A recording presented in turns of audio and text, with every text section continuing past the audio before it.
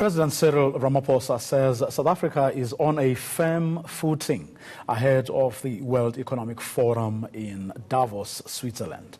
Speaking to delegates at a breakfast meeting in Johannesburg, the president urged business leaders to speak with one voice as they make a case for more investment in South Africa. Ramaphosa also fielded questions about the ANC's manifesto, which suggested the Reserve Bank should be flexible in its mandate. ENCA's Dimakadzo Tugwana has that story. Emerging markets go to Davos to compete for investment from wealthier nations and companies.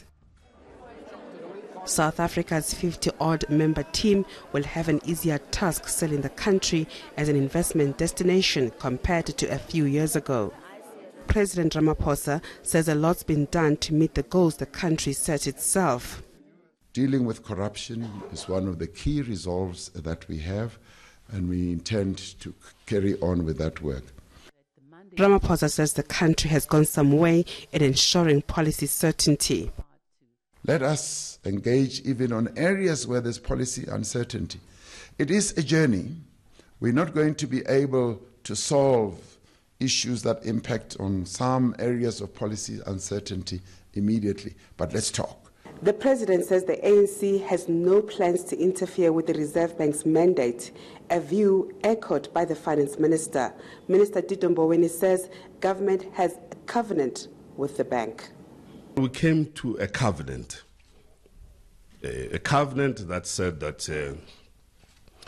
the South African Reserve Bank is an independent institution which pursues its objectives independently, without fear or favor. It's a covenant. It's an agreement. It's a covenant.